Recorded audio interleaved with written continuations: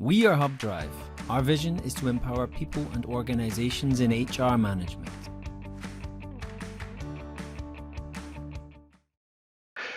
The Rollup 33 training, the Rollup 33 training, level 200. What does level 200 mean? Well, level 200 is nothing else than going one step further, showing you how to implement our solution, what's new. We will do a repetition in some capacity of what we did in level 100, which happened last week and should be on YouTube any moment.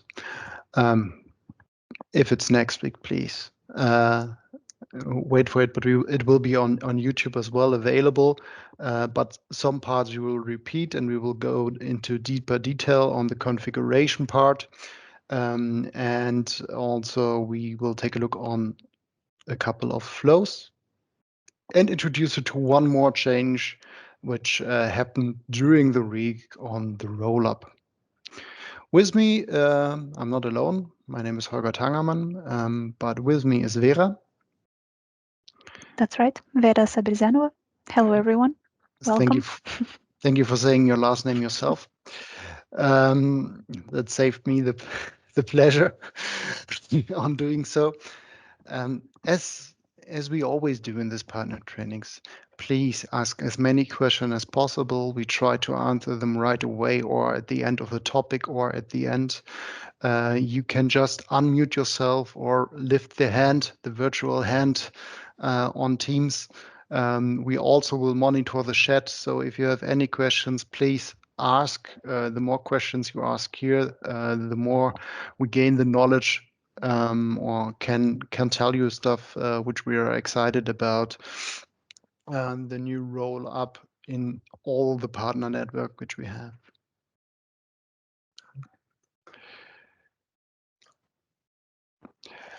As mentioned last week, we conducted a training level 100, which had the users, the HR user view, and today we are taking level 200 on, which has also the HR user view, but we also take a glimpse inside the administration part, the implementation part, what it means, how it is affect, and we are doing this especially to Rollup 33. As always, at this point in this meeting, I like to point out and give a big thank you to our R&D department and our product management department, who put together another great Rollup, which is step by step we are improving our solution. And as you know, we are improving our solution always with certain focus areas, and then we have minor changes also in the other areas. What are the focus areas? The focus areas on this Rollup are the integration to Microsoft Dynamics 365 apps, in-person PSA app and field service app, which have been there before, which was existing already, but we are now changing everything under the hood. It has a new motor in it, which runs with Power Automate now, rather than having only workflows in there.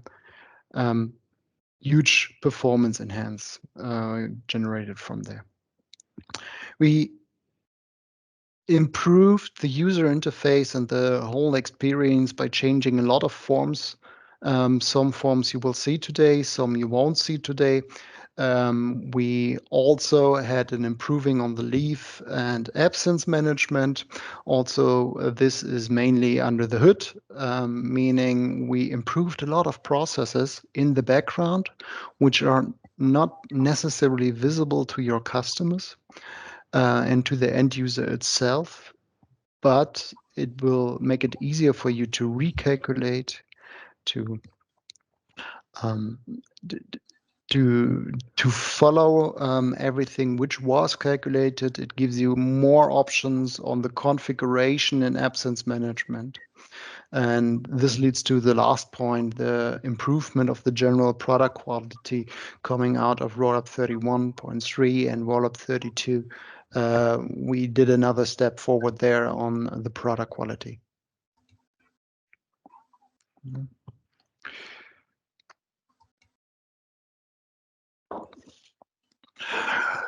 In the first bit, and you know this agenda from last week, it doesn't change. Well, the content Rollup 33 is the same, so we will speak about the same integrations to Teams, to PSA, and then go into the leave and absence management step, to user interface, further important changes, and at the end, if we still have time, we take care about solved customer tickets.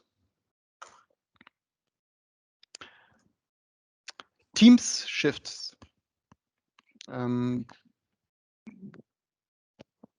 Teams Shift is a virtual planning board for your employees and staff members, which shift they work on a day. As you know, we have a strong time tracking module. It's strong time and attendance model overall. It is all about gathering data, gathering times, gathering project time bookings, and then do everything from that point on where the employee actually worked on. We also been able to address certain shifts for a future planning, but we are all agreeing that a real future planning, or in German PEP-Planung, is needs to have a different approach there. And we think for a lot of customers, not all of the customers, they find their luck in F&O. The Team Shifts integration is one step further. Team Shift earlier, or a couple of years ago, used to be Staff Hub, and it's now improved. It's included in Teams, and it is allowing you to plan shifts. So this is a scheduling board. You can have in the scheduling board multiple teams. You see it's directly integrated in Teams. It's a Nature and Teams map app in there. You can have multiple teams in there with multiple requests. In this case, we have a CSM team in there. We have users in here. It's easy to add other users by just adding a person in here, adding the email address, if possible, from the user itself. And if it's the same email address as the employee contains, it will appear in here. Now you are able to add shifts in here. How do you do that? You're adding shifts by clicking on shifts. Let me go back because this is suddenly in German. I don't want this in German. I want this in English for you. So, oh, it states English. Okay. So let's find out later why this is in German instead of English. So I define a shift there and I click save. So, and now a shift's there. You see this little star. The star means that it's not shared with the employee in here. You can use copy paste.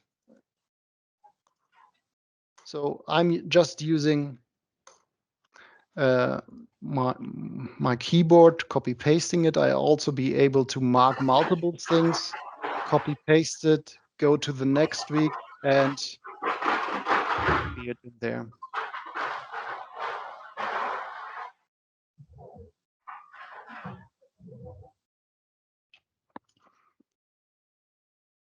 Okay. Just mark it, copy it, and it's in there. Let's go back to the week. Once you planned your whole team, you can share it with the team, and you just have to click with share with team. You can choose the time frame. Also here you see this little stars in there, meaning that those are, or those days there are shifts which can be shared. Just hit share on this, and I will quickly refresh in the hope that we end up with an English-speaking system.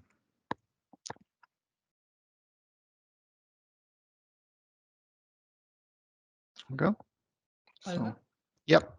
Do you think that this shift planning would be something where customers could staff projects with?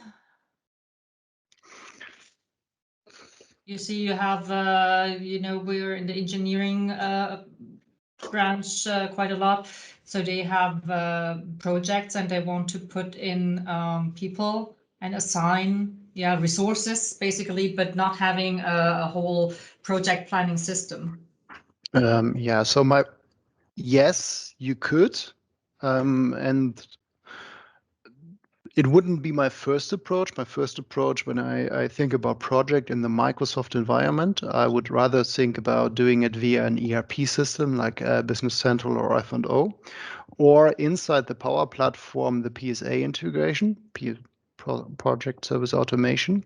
But you could also plan certain tasks in here, as you don't have to add shifts, but inside those shifts, you could also, if I open one, now it's English, add activities. Yeah. And all the activities from time, you can give them a code. You can say if it's paid, yes or not. For example, project planning. You can add multiple activities in there, and therefore you can even in shifts generate a shift plan.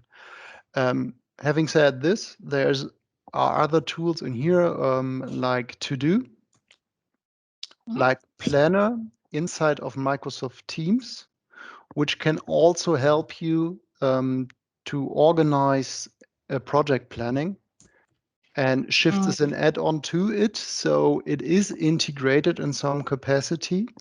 If you assign a certain task to someone, it can reflect in Shifts, but this is inside of Microsoft Teams, and the time can be also transferred to us. It's not part of the standard integration, but the data is available, and we can easily cope with that. Yeah. So it's safe again, but yes, you can do multiple shift planning. You can also offer a shift in here. Let's offer some shifts, and the offer shift integration is in that way quite nice, as you see right now it's an open shift, and open shifts you can even publish, and then your employees, especially if they are independent workers, they can apply for doing that shift. Think about restaurants, working with a lot of students worker who then can apply for that very shift. Yeah, or events, etc. Okay. So right now we have only been talking about how to plan stuff in shifts. I don't want only plan shifts in here. I also want that this is aligned with our product. You see in here there is a sick day. Inside of Microsoft Shifts, you are able to add different absence types. Yeah. Let's say an absence type, let's make something up, that we have an identifier. I just create one new absence type that you see it will be reflected later on. Yeah. D65 sick leave. Okay, so far so good. It is automatically saved.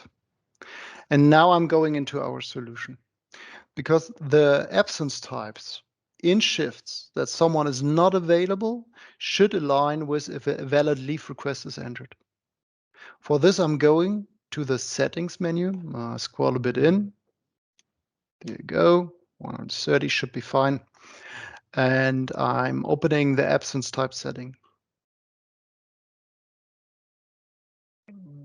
There you go. I have multiple absence types. And for example, I have the sick.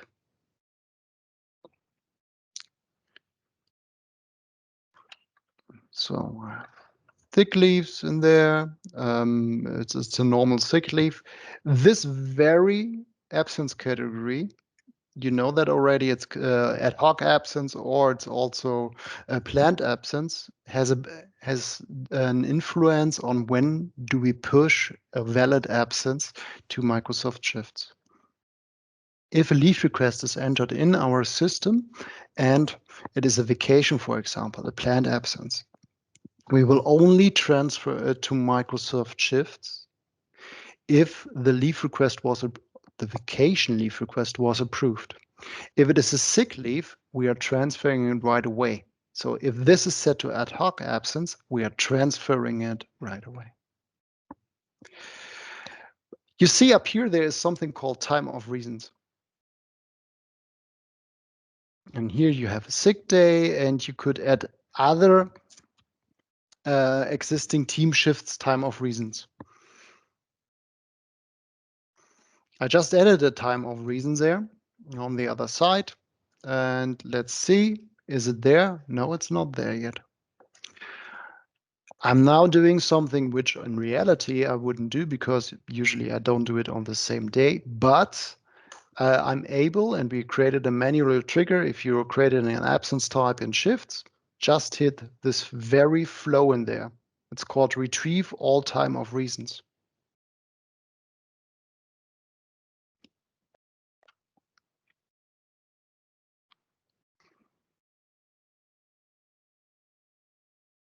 There you go. We run the flow. Done. Well done. And now I'm able to link, you will see it. I'm able to link this Rollup 33 sick leave, which I just created as an absence type on the other side, also on this side.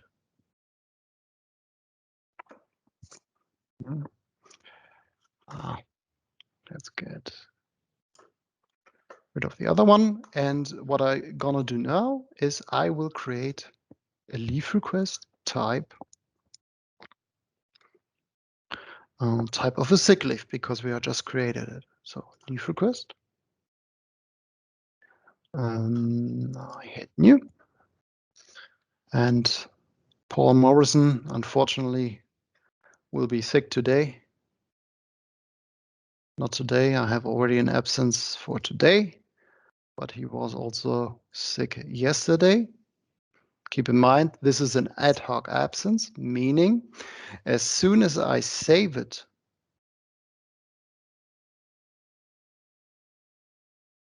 submit it, that's it.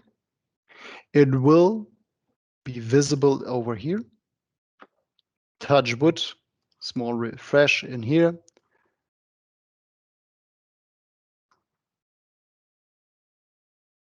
It's reloading it, and suddenly, while I added the leave request on just normal in the self-service, it is a sick leave in this example, it is transferred directly to sick over here, and is visible in the shift planning, signaling the shift planner that, hey, that person will not be available today, and therefore it shouldn't have a shift in there.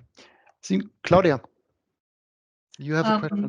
How are you planning the absence calendar that is already in the HubDrive system that gives the team the view who is in and who is out? Are you planning to integrate that, or to not have the absence calendar in HubDrive anymore, but this one, or no connection?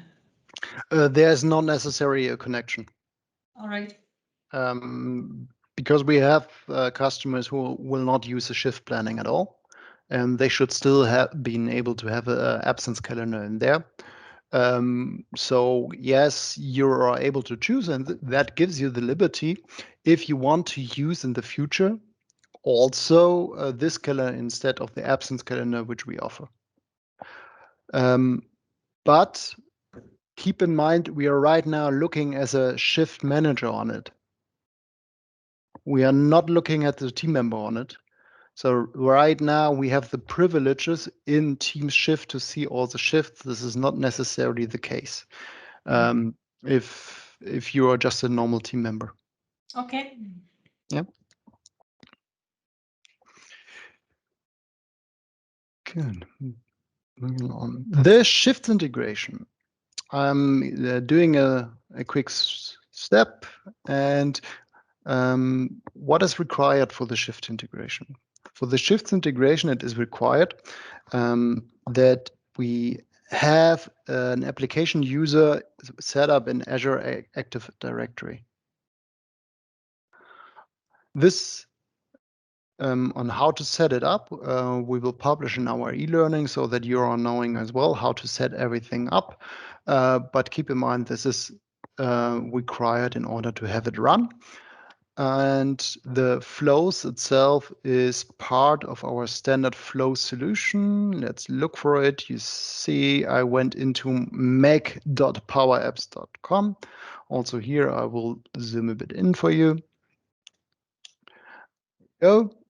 And let's open our newest flow solution. It is. And you see inside the flow solution, there are now a couple of more flows than you used to see. And all the shifts flows are in our standard flow solution. So it is out of a box functionality, which we are now shipping with Rollup 33. Yeah. You don't have to activate them if you or your customer don't want to use it because you are not working in shifts or this is not the model you have. But it's you don't have to install any other solution than our standard flow solution, and it will work out of the box here. Great.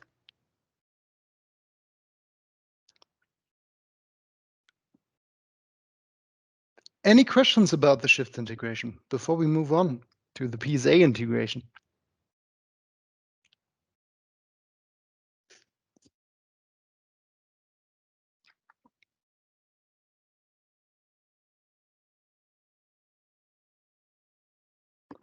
All right, let's check the chat. Nothing there. Then let's move on. I think everything in here I covered. Integration to PSA. Microsoft is offering a module called Project Service Automation. It also is offering a module called Microsoft Field Service. Both use the same entities for resources. So what is our integration doing? It is linking the employee with its availability coming from the work contract, coming from the calendar, which is behind the primary work location, coming from the leave requests. Yeah, that makes availability perfect, as we have the work hours as well as the absence hours. And it's also linking characteristics. What is characteristics? For us, it's skill and skill levels, and the time entries to a project, to a resource. Meaning when you are planning your resources in Project Service Automation or in Microsoft Field Service, the availability, the skills, etc., of the employee is reflected directly in there.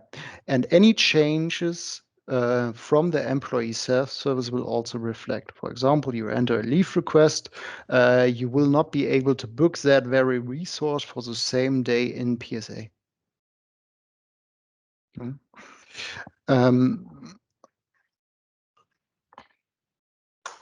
No, I don't want to leave the page. How is it linked? Well, on the employee itself, let's open Paul Morrison.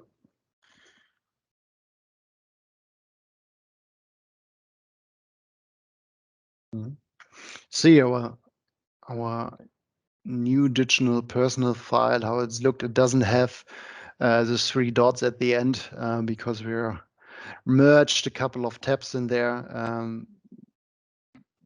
It's quite nice. It looks good.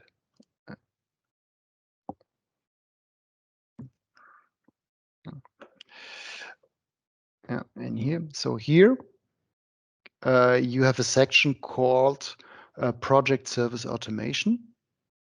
If this wouldn't be already a resource, I would have an option to just click yes, and it will automatically create it. If you are interested in how this is done, please go back to the level 100 training as we showed this in there. I will switch now tabs and go into Project Service Automation, where we have a very resource coming from us. And this was auto-generated, and the work hours of that very employee are also visible in here. Yeah. So when is he working? When is he on vacation? When is weekend? Everything is also visible in here, as well as the Microsoft shifts if you want. Also the resource characteristics. As mentioned, all of this is not new. We had this before, but it changed a lot in the background. And to make it more visible what changed in the background, I will take you to the new solution in there. Therefore, I again go to mic.powerapps.com, and I will open the solution parts. Inside the solution parts, I will look for a solution which is called HubDrive PSA Integration. And again, this is also an integration to Microsoft Field Service. And something which I always miss is it is also for the marketing planning board, which is also the marketing module is also built on resources and can be used there as well. Yeah. I open the solution. And if you knew the old solution in there, again, a bit techier today, first of all, you would notice that there are no flows in there. Our old solution didn't have any flows. And now we have a couple of flows. You see this in the column type, and a couple of cloud flows. I will filter them down to show you the cloud flows, and you see there is a number of cloud flows which are in the end triggering normal flows, if you would say. But in this way, we are avoiding all timeouts. We're making sure that if a flow does not work by any accident, it is not because of the capacity of the Power Platform itself, and it is visible for all of us. These flows are in connection with each other, meaning when you import that solution, you won't be able to activate all of them at once. They are in relationship, so meaning some of those flows are child flows, and you have to activate them in the right order, and it only will allow you to activate them in the right order, which is not a big challenge, just that if you notice that some flow is not, or you are not able to activate a certain flow, please check if there is another flow referenced in that very flow itself and activate the other one first. We will take a look, and now we are going really into detailed in the first flow in here, which is called Create Employee Bookable Resource. Just click on it. It will open you another window.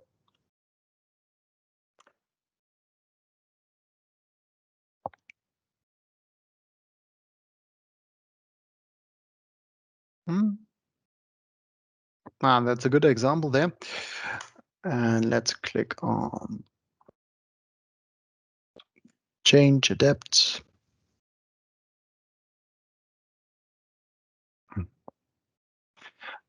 There you go. When a record is created, just for an example, a bit of loading problems there. Now it is opening. There you go.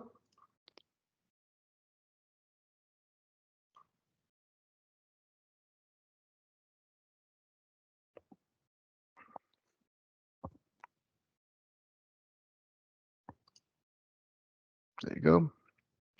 When a record is created, updated, or deleted, it will get the employee.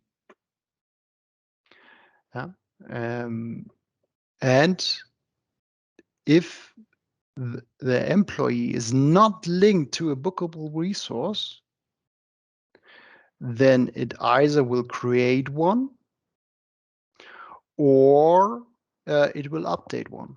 We will take the road now. When it is not a resource, then it will create one. So it will set a flag and then it will create a bookable resource. How is it doing it? You see a lot of operations handled by this very flow. It will set a flag of the bookable resources to false, and then it will create it if the system user is 0, then it will create a resource based on the contact.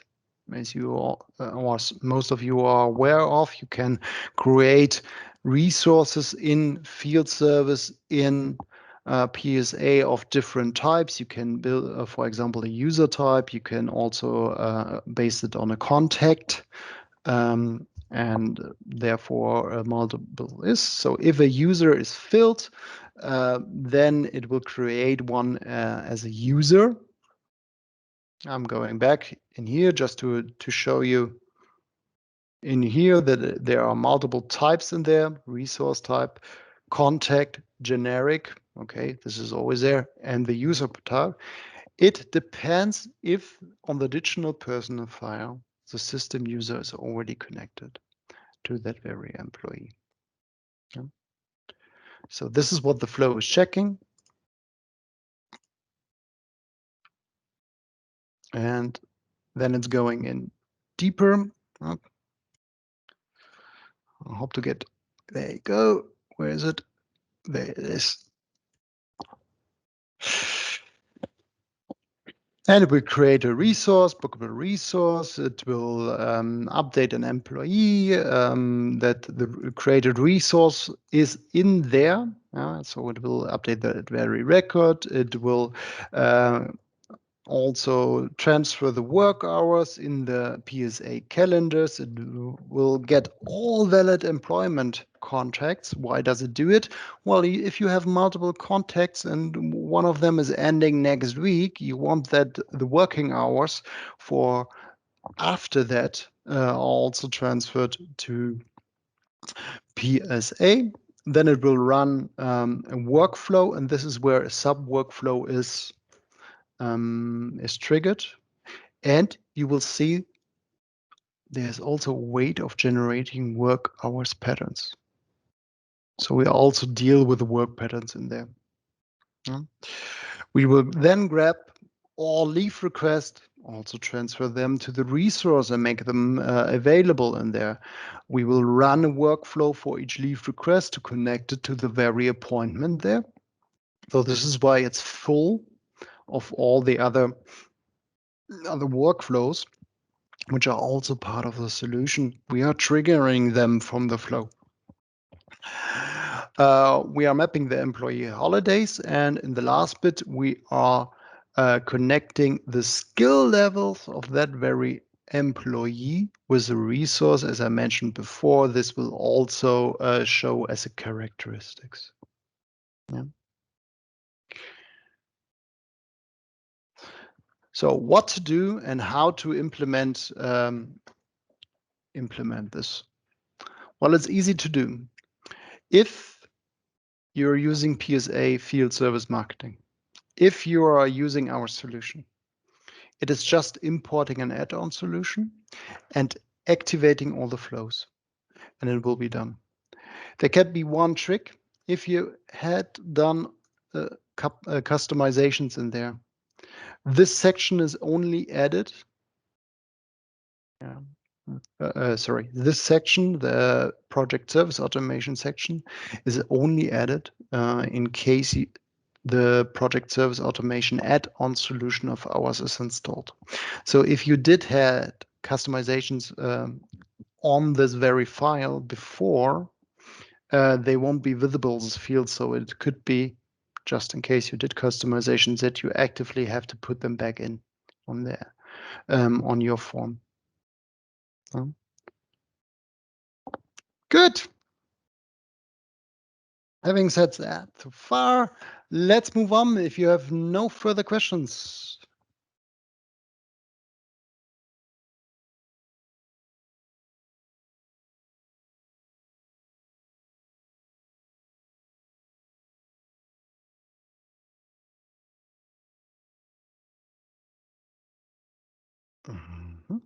Okay, then I will move on. Absence management.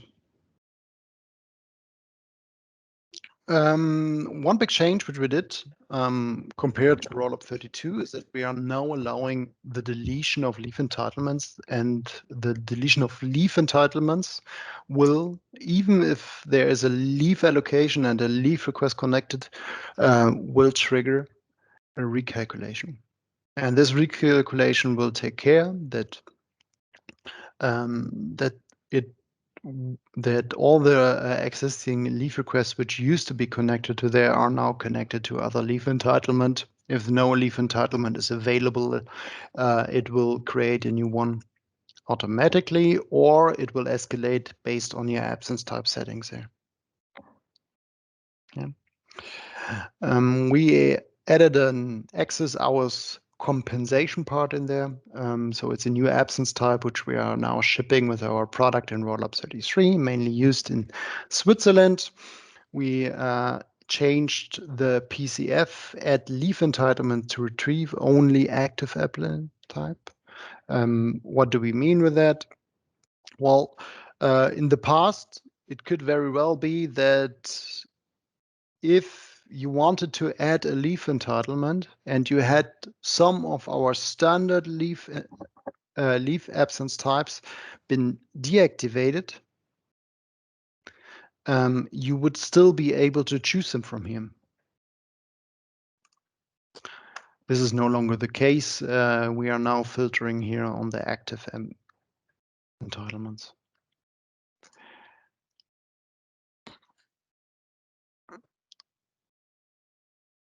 On the leave entitlement itself, there is a field, gültig bis transfer until. This field is now filled automatically 3 months after the start date of the next fiscal year.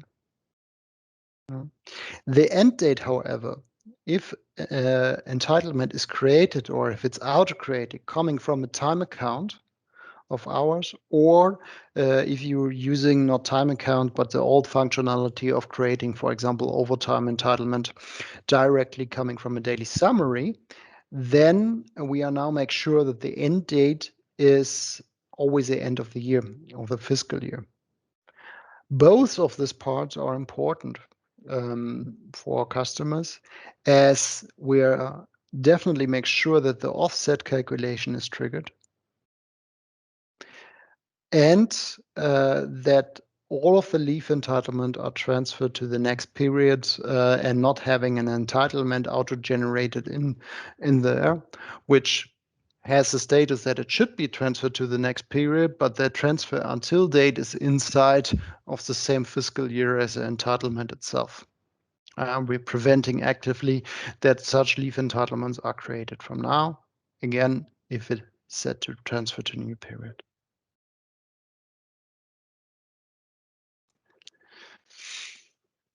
We added workflow, and I know some of you love this already, and I do it myself as well, to be able to recalculate leave requests without having to adapt it. What do I mean? Well, now I can open any vacation whatsoever. Any leave request doesn't have to be a vacation, to be honest.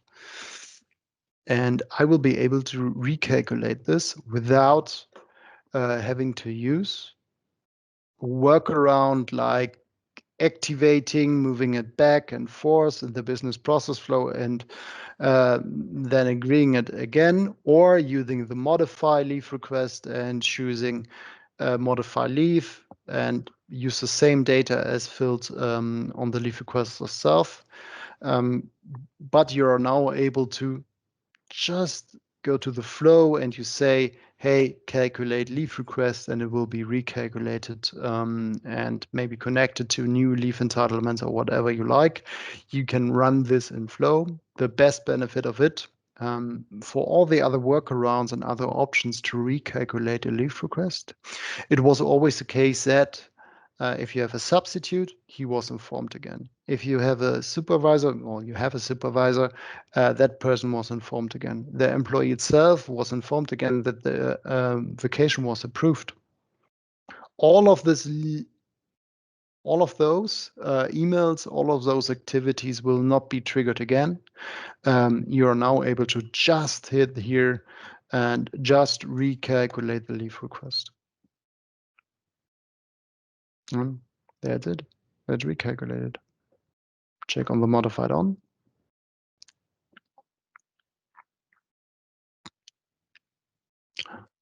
Takes a minute and will be recalculated. Let's not wait for this.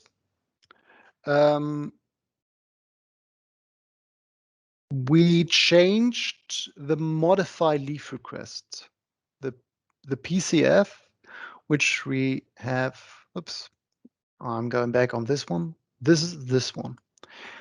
It wasn't capable in the past of doing anything else for hourly leave request than cancel the leave request. For days, no problem. You could calculate half days. You could calculate full days. You are now able also to modify hourly leave requests accordingly, and there is no longer a problem. You are now able to do so. Okay.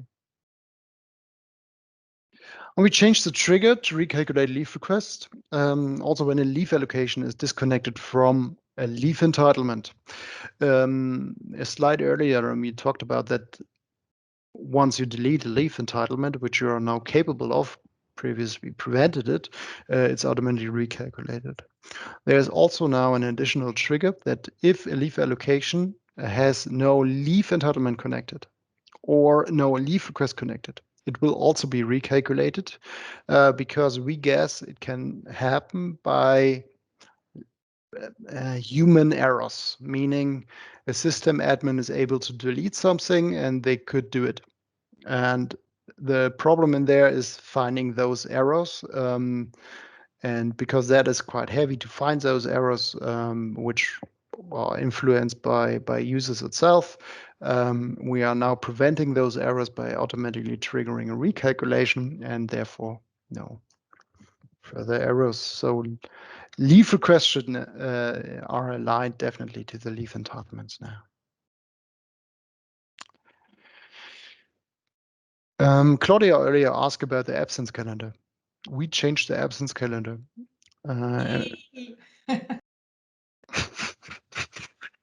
Oh, I'm glad that you're that happy. I hope you are still satisfied when I show you the new absence calendar as it looks like the old one. If it works, then it's all fine. Yes, it works. That's why we changed it. Yeah. So this is the absence calendar as you knew it. Something which changed in there is that we reduced the number of requests when you had customers with a huge number of employees and you opened this one because Microsoft changed the number of allowed requests in the background in January, February, I think January update. It could happen that either you have this yellow error messages coming up from there or that you won't be able to open any other records and preventing this, we changed a lot in the background of this very calendar. So we have less requests. We are using the browser cache instead. And therefore, there should no longer be a problem in there. If you find something, please, you know our email addresses. Come forward. Yeah. Okay. user interface and the user interface and the user experience in general. We changed a lot of this views. We grouped in the HR settings. Let's go quickly in there. You maybe saw it before, or you had a glimpse in there. Remember, we had a list in here from settings, and then it was just settings till down there. To the license part. We are now structured at this. Will be unusual for all of you who are entering it the first time, but we are now having everything connected to recruiting inside a recruiting section. Everything connected to administration in the administration section. I think from the user perspective, this is really, really helpful as it is already a learned behavior or learned interface from the front page of the HR Hub anyway, as we are using the same sections, which now in the settings as in the HR Hub itself. We also took the liberty to change a couple of toggles. They used to be green, they are now blue. In the background, there's a lot of changes in there. We changed the applicant rank, which is now the applicant rating. And also we have tooltips in the work patterns and time accounts, which you can see. Not want to go in there, but one thing I want to show you is inside the employee is a new grouping of the digital personal file.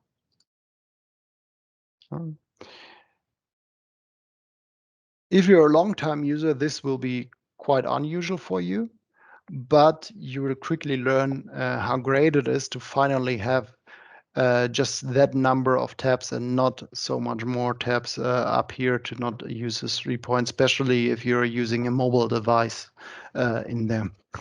So on the business data, on the first section, you now have the general information, but if you scroll further down, you see the work address.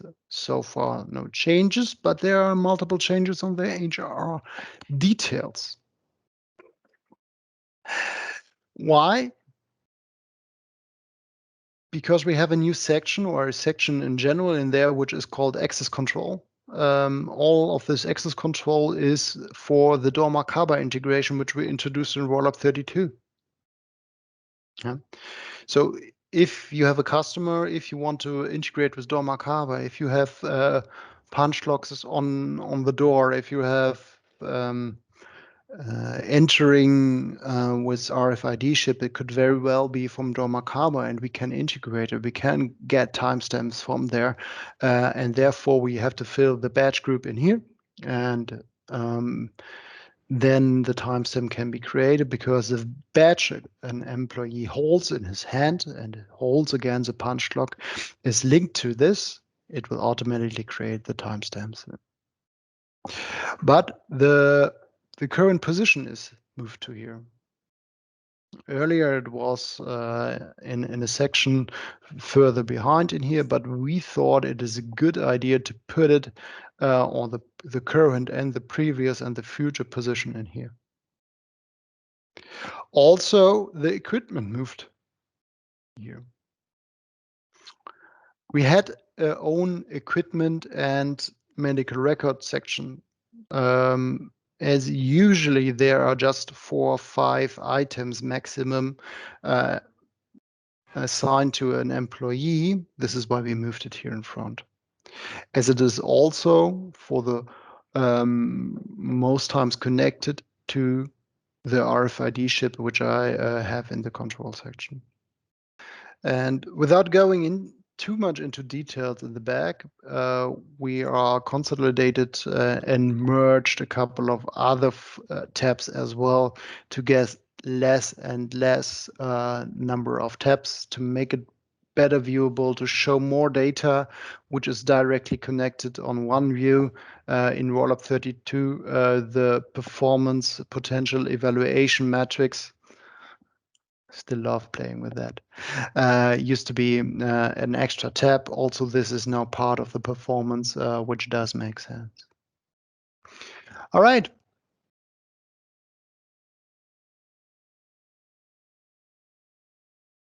The license dashboard has been changed. It has been adapted. It has now the great HubDrive colors, but it has something else, and this is coming new. It's something new, which I didn't say last week, which was not implemented fully last week, is we had cases where an employee was deactivated because he left the company.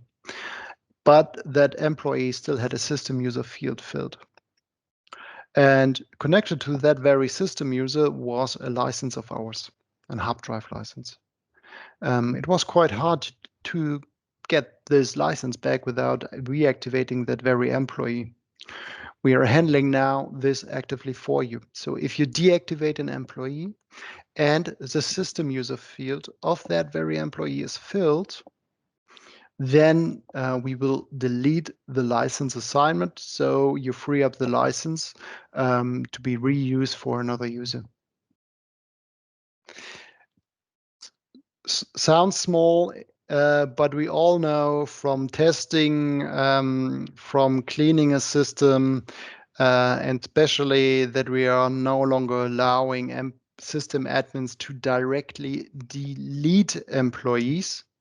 You first have to deactivate them. This is also taking care of the licenses of ours, which is, I think, beneficial for all implementations we run together.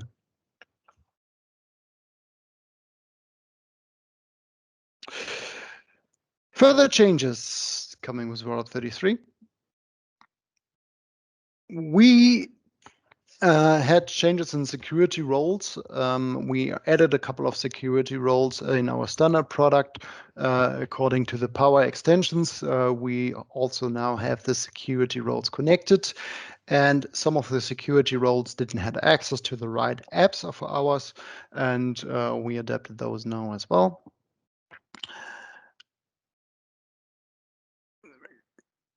And the daily summaries are retrieved only in those very flows if an attendance is recorded.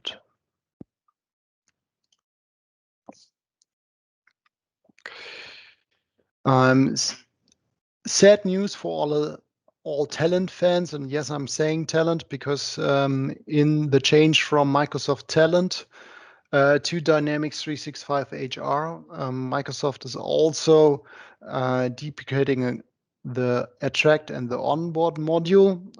This will only affect all talent customers, as new customers haven't been able to book this, I think, since last March. Not last March, March 2020. So for a lot of customers, there will be no changes, but there will be some changes, as we will also remove in Rollup 33 from the integration to Dynamics 365 HR the entities candidate, job applications, candidate education, candidate work experience, and job opening. So those entities will no longer be filled and transferred by our solution in CDS or in Dynamics 365 HR, as they are no longer part of the Microsoft product from February 2022 as well. If you have customers, or if you are using that very solution and you like to keep it, it's deprecated, but we can still offer them an option that you can continue using it, but we will not support it any longer, and we will eventually remove it from a solution, so no new customer will import those parts of that integration.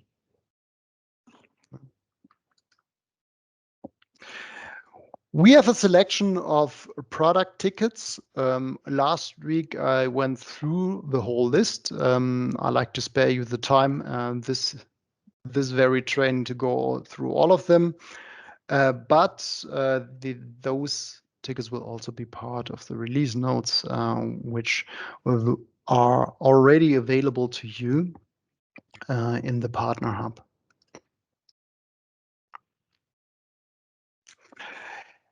I hope you have interest in Rollup, or I could wake your interest in Rollup 33 and the RC. You as a partner are able to download this. You are able to download it from the partner portal, which you can find on hubdrive.com. You all have your login credentials. If you, by any accident, forgot them, lost them, or don't have any, please contact your partner manager. We like to ask you for your feedback for Rollup 33 RC. Well, we like to ask you for your feedback in general, but especially for Rollup 33 RC, as it is not published to customers yet, but in 5 weeks' time it will be. But in order to have this, the time is running, and our product managers will accept any recommendation till the 14th of May. So if we receive it to the 14th of May, there is a good chance that we will introduce it still in Rollup 33. So all results of your testing, please send them directly to rolluptickets@hubdrive.com. It will be routed directly to the product management and the right point. And if you would be so kind, also adding August Hoxer.